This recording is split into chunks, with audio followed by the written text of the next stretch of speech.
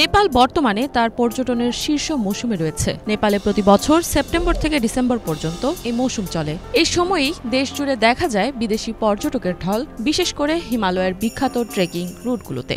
তবে এই বছর পরিস্থিতি ভিন্ন।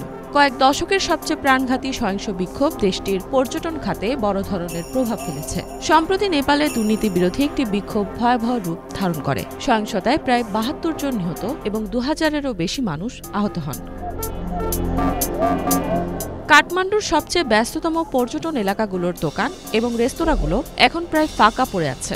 নেপালের পর্যটন দপ্তর, হোটেল ব্যবসায়ী এবং ট্রেকিং সংগঠকরা রয়টার্সকে জানিয়েছেন, পর্যটকদের সংখ্যা প্রায় ৩০% কমে গেছে। অনেক রিজার্ভেশন বাতিল হয়েছে। প্রাচীন সামগ্রীর বিক্রেতা ও হোটেল মালিকরা বলছেন, তাদের ব্যবসায় প্রায় ৬০% ক্ষতি হয়েছে। এদিকে ভারত, যুক্তরাষ্ট্র, চীন, যুক্তরাজ্য, জার্মানি এবং জাপানের মতো দেশের পর্যটকরা সাধারণত নেপালের রাজধানী থেকেই তাদের যাত্রা শুরু করে থাকেন। তবে পার্লামেন্ট ও অন্যান্য গুরুত্বপূর্ণ ভবনে অগ্নিকাণ্ডের ঘটনার পর অনেক দেশই তাদের নাগরিকদের নেপালে অপ্রয়োজনীয় ভ্রমণ না করার পরামর্শ দিয়েছে।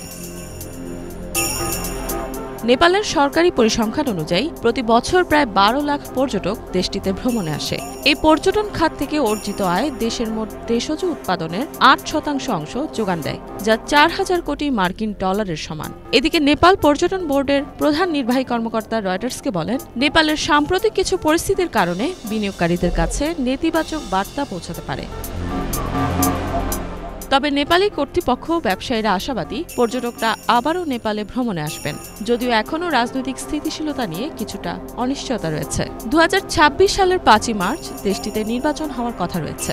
বর্তমানে অন্তর্বর্তীকালীন সরকারের দায়িত্বে রয়েছেন সুশীলা কার্কি, যিনি ধীরে ধীরে দেশকে স্বাভাবিক অবস্থায় ফিরিয়ে আনার চেষ্টা করছেন। তবে এখনও কাঠমান্ডুর কিছু এলাকায় আগুনের পোড়া ক্ষত রয়ে গেছে। পুড়ে যাওয়া ধ্বংসাবশেষ সরানোর কাজ অব্যাহত রেখেছে প্রশাসন।